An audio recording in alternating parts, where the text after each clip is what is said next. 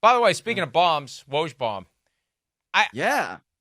I didn't write about this at PFT because it's not our beat, but it is a fascinating discussion among those of us who cover sports. Now, he covers it in a different way than we do, and there's that, I think, nonstop torment of always being on, of always having to try to stay a step ahead of your competition in Shams Charania. And when it's two guys like that, it's who's going to be first with the thing that's going to be announced in 5 minutes anyway, which I think sucks even more of the joy out of, the journalism of it. Because as I've said time and again, I learned this from Jay Glazer a long time ago, the only journalism in sports is the stuff they don't want us to know. But still, guys at the height of his profession, 55 years old, taps out, walks away to become, I didn't know they had GMs.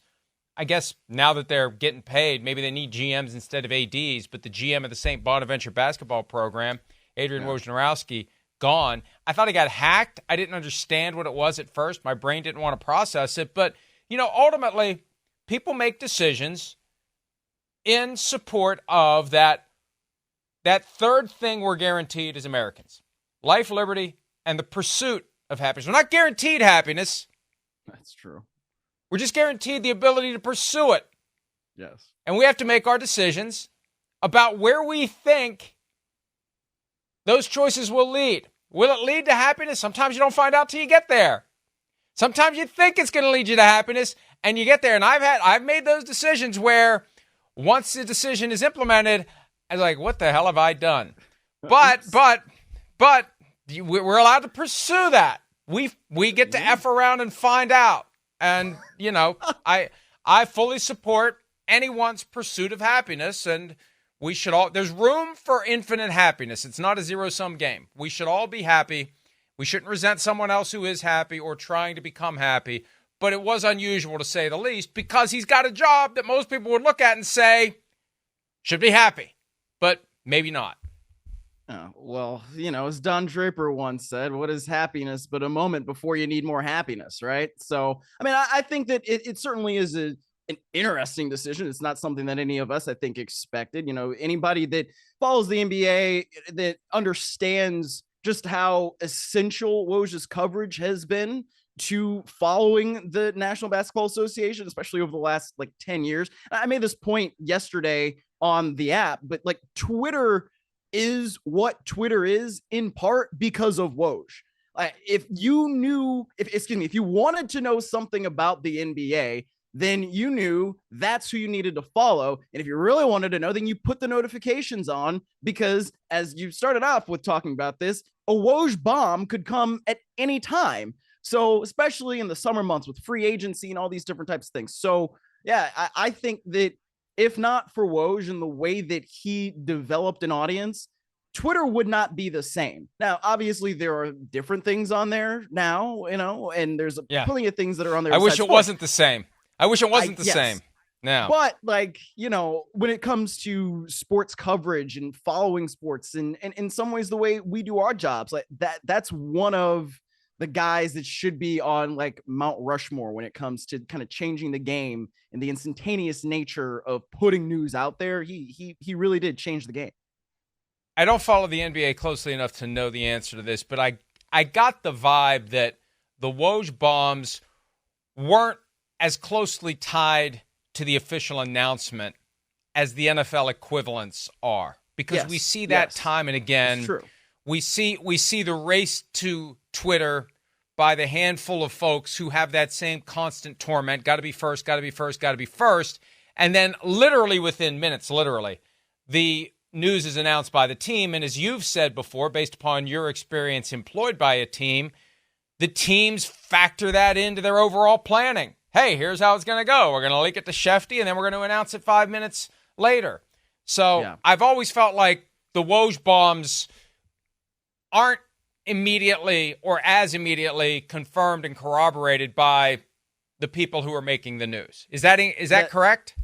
Yes, I would definitely say so. And I don't know, what necessarily the NBA's process of, getting transactions approved and all this. Because obviously I don't work in it, but yeah, I think that you would be correct in that, sometimes the news comes from Woj or Shams, as the case may be in certain cases. And then that news isn't confirmed by the team until a couple days later because of the way their process is. So it is a little bit different than what we experience in the NFL. But I think, those two, obviously Shams and Woj are like the two guys, that you got to go to if you want to follow NBA news. And now, one of them is out. It's interesting.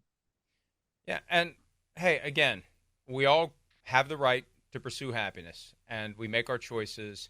And it has sparked some of us who are in this business, I think, to ponder whether we've gotten it wrong. Because for me, getting into this job was the escape from the job that was driving me crazy. Practicing law was a constant fight, constant stress. You constantly have someone's interest riding on your skills and abilities or lack thereof. And I think most people who are lawyers and who litigate and who fight like that all the time, there are some rare personalities who are just wired for that, and they love it, and they can never turn it off, and they are people you'd never want to spend time with, and I know some of them because they can never turn it off, and it's fight, fight, fight, fight all the time. Everything's a fight. Everything's a fight. It's like, dude, just chill the F out. Like, at some point, you got to take the armor off. But for me, 15 years ago, that was the ultimate escape. That was my ticket out, and I was thrilled to be able to set it behind me. I did my time. I served mankind for 18 years in that capacity, to the extent they actually helped anybody, and it's debatable as to whether I did. But so for me, it's inconceivable to give up what I do now because I already got the brass ring.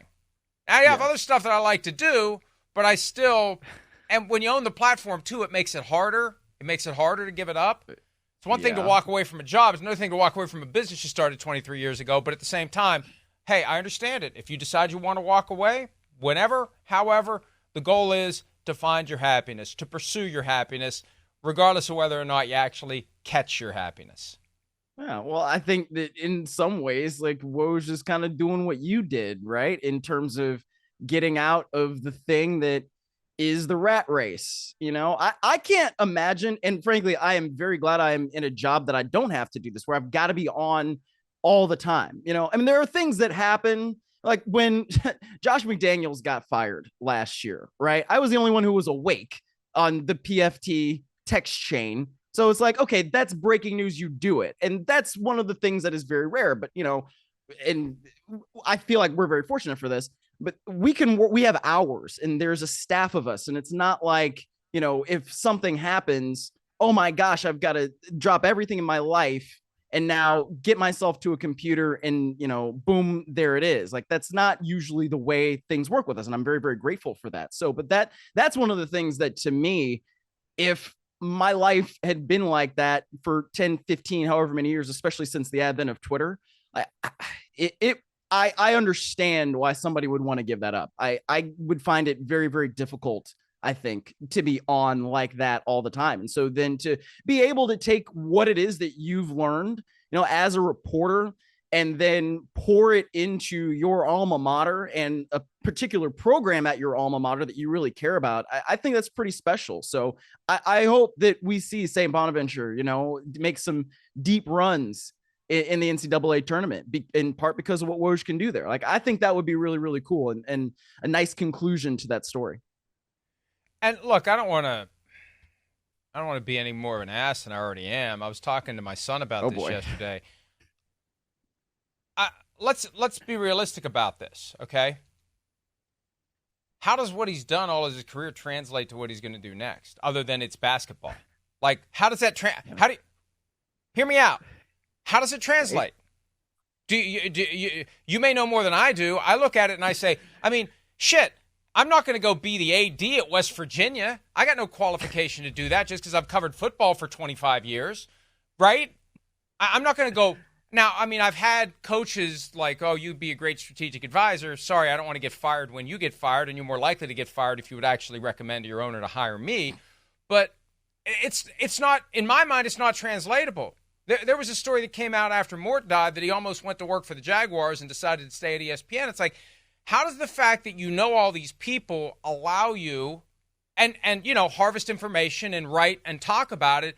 How does that inject you into the bloodstream of making decisions and implementing theory and running it? I don't see the connection between the two other than it involves a basketball. Am I wrong? I don't know, man. And, as I've said, I'm not necessarily steeped in that world, but my assumption would be it's the relationships that you've been able to make, not just with coaches and players and all that, but with agents, and you're able to probably help in recruiting because people who know basketball have taught you and told you about the kinds of things that you want to look for a successful player, right? In implementing a successful program. So it could be sort of that. I don't really know what like a GM of a basketball program at college does either. I mean, like I said, I'm not steeped in that world, so I don't know, but I would think it's kind of assisting the athletic director in a lot, like the athletic director basically of a basketball program, right? So what are you doing? I don't know. You're probably soliciting donations and making sure that the program is run in a way that is going to help it, which I feel like I've said like 3 different times. So yeah, I don't know either, but that I guess is what I think. At a time when the people who have spent their careers in college athletics have become exasperated by the fact that the players get paid now, so that's less money for the rest of us, I guess there's value in bringing in somebody who's been dealing with a professional mindset their whole career, because it is now quasi, if not completely professional. So the tentacles may apply more than ever. 20 years ago, this may have made no sense. Now there's some sense because money is changing hands. Agents are involved. And, we'll see. Hey, I'm looking at it from my own perspective. It would be very intimidating to make that kind of turn.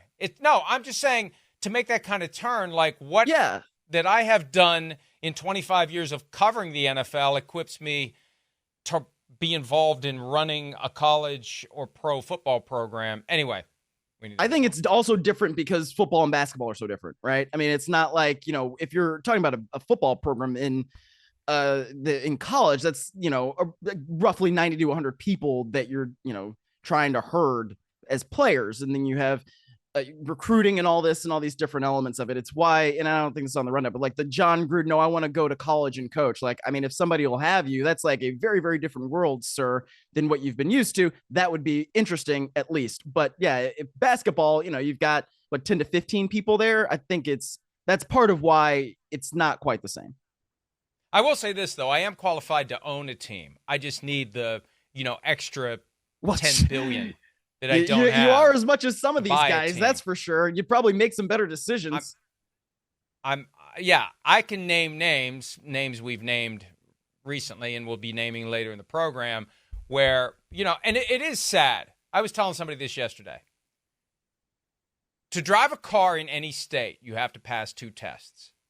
To own an NFL team, you have to pass none. All you got to do is show up with a big bag of cash. You're showing up with more cash than anybody else. There's no requirement that you know anything about football. There's no requirement that you be somebody who, wouldn't throw a drink on a stranger. There's no requirement whatsoever to own an NFL team other than having enough money. No requirement that you wouldn't remove somebody's hat, deliberately mispronounce somebody's name as a weird power play right after you fired him. None of those requirements. Just show up with the cash and you can own a team.